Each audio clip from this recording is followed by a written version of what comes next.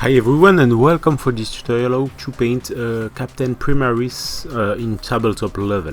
For that I'm going to use in the first time different contrast color to push all my first base, and after I'm going to use classical color to push all my highlights and my different shadow.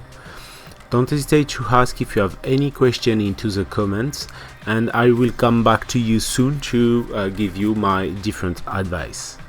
Thanks again for watching, and let's go for the paint. So, as I explained, I start by using some contrast, this time some Thalasar blue to put on all the armor. Take care when you use contrasts to have a very fine and detailed brush and to have a lot of paint in your brush when you push your different layer.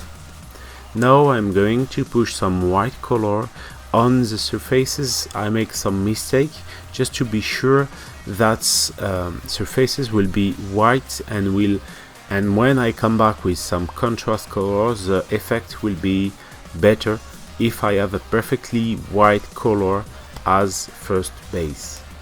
As you can see, sometimes I can correct a little bit and adding a little bit blue contrasts when I make some mistake.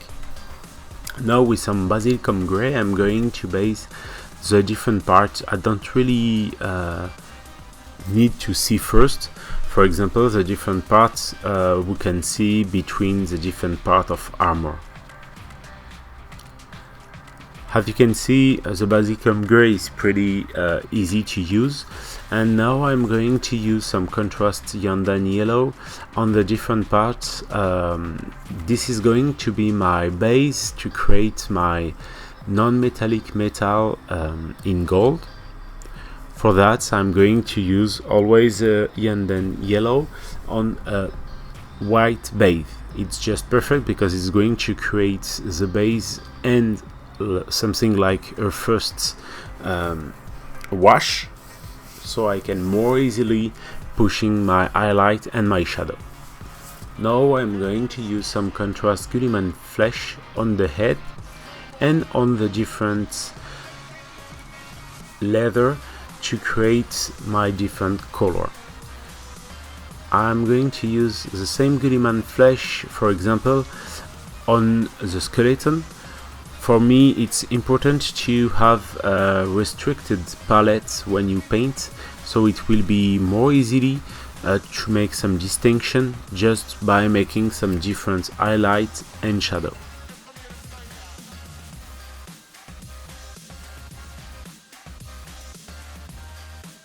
Now with some Pterodon turquoise I come back on the sword.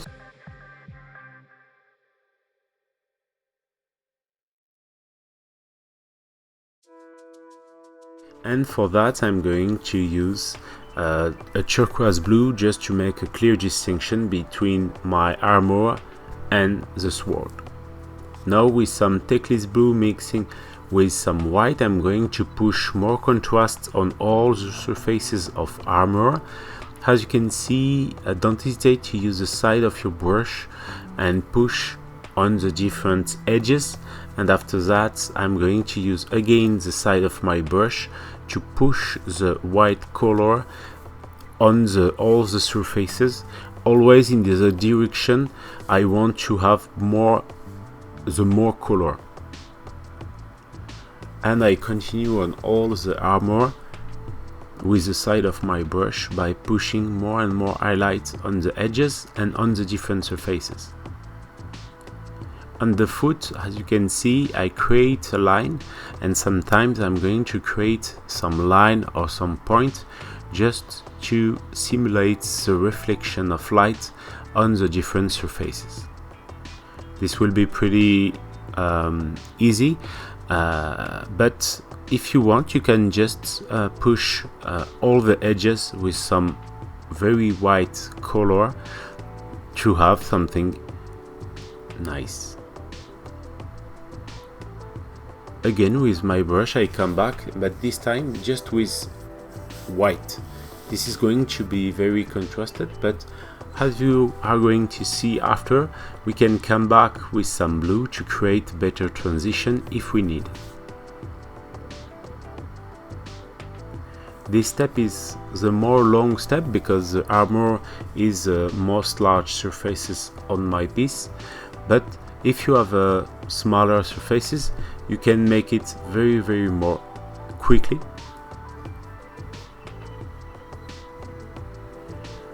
Don't hesitate at this moment to discharge your brush on your other hand or on a paper, just to have some few color on your brush. Less you have color on your brush and more easily will be to control your paint and put it in the direction you want. Sometimes when I want to create some point, for example, or some very strong light, I'm going to just tap the color, so it's going to be a more strong color I directly put on some surfaces. Remember, more you are going to dilute your color, more you need to discharge your brush to continue to have a grit and a good control of your paint. Now with some Macrage blue I'm going to come back on the shadow, and as you can see I focus on very smaller and smaller surfaces to be sure I'm going to create a better and better transition. More I paint and more my paint will be diluted and my brush will be discharged on my other hand or on a paper. Now with some mix between laser brown and white, I'm going to create a layer on all the different tissue to create something like a first base. Now with some just white, or just by adding a little bit laser brown into your white, I'm going to push my highlight on every surfaces who are going to take the more light. If you don't know in which direction you need to push your color, don't hesitate to take a pictures when you put your miniatures just under the light, so it will be more easy for you to remember where is the light, where is the grit and the good reflection of light on your miniatures. With the same kind of color, so white, I'm going to continue to highlight all the bones and every different element. Don't hesitate to push your color with the side of your brush. This is really important, and don't hesitate to move your miniatures always to reach more easily the different surfaces. You need to understand the miniatures and the sculpture to have a better effect. Now with some contrast snakebit leather by Games Workshop, I'm going to push some layer and some wash on all the leather part. This kind of color, the leather part, is going to make some distinction between the tissue, the armor and the leather. Now with some white color mixing with some turquoise from Pro Color, I'm going to push my highlights on all parts of my sword. When I do a sword, I'm going to add more and more white into my mix. At the end, I'm going to paint directly with white and pushing all my highlight, all my edges with highlight and with white. Once again, I use a lot the side of my brush, and I just come to push my highlight on every edges. As you can see, more I'm going to paint and less I have paint on my brush. This is a point I repeat a lot because it's very important. Step by step, I'm going to have more and more contrast on my sword, and it's going to create an energetical effect, something like that. Don't hesitate, by the way, if you have some question, just ask in the comment. If you have some suggestion about my translation, because I'm French, so you can understand more easily why I don't necessarily have every word I need in English, but if you have some suggestion, don't hesitate to ask in comments. That's always welcome to increase my level. Now I am going to start the gold non-metallic metal with some white directly. You can use some mix between white and yellow, but for this exercise I'm going to push directly in white to have a very nice and strong contrast. The contrasts in the color is the key to have a very nice and powerful non-metallic metal. Every edges, like every time, and every surfaces is going to take a little bit of white. The shield is pretty, there are a lot of details on the shield, so I decided to make something very simple. So everything in gold and the bones directly in the same kind of tone, the same I use on the tissue. It's going to be more easily for the eyes to see the different parts. As you can see, I put a white again and again to create a very strong contrast.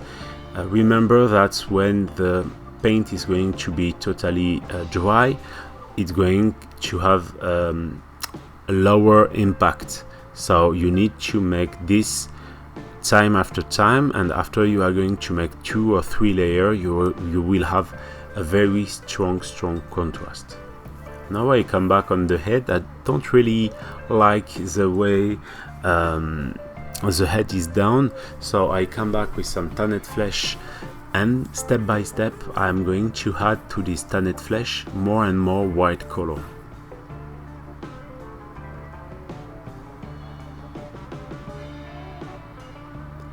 Step by step I'm going to push the highlight on the focus of light.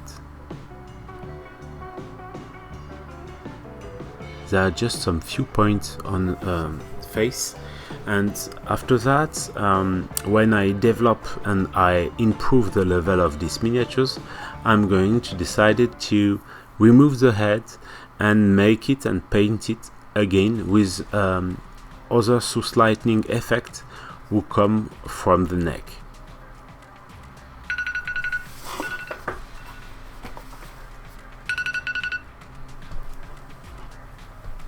Now with some sienna color I'm going to push my shadow on the shield and on all the non-metallic parts.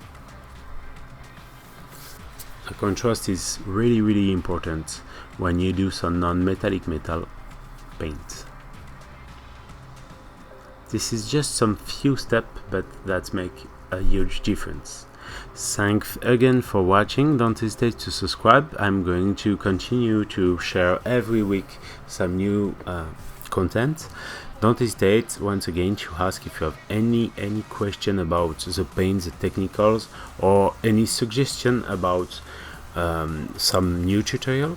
You can follow me on Facebook and Instagram to see the next paint I do, so probably the next tutorial I'm going to show you. And as you can see, you can become a Patreon to see more tutorial to improve the level of your miniatures. You will have access, by the way, to a Facebook private group, and you can share to me your work, so I'm going to give you more and more advice to increase your level. Thanks again for watching, and see you soon.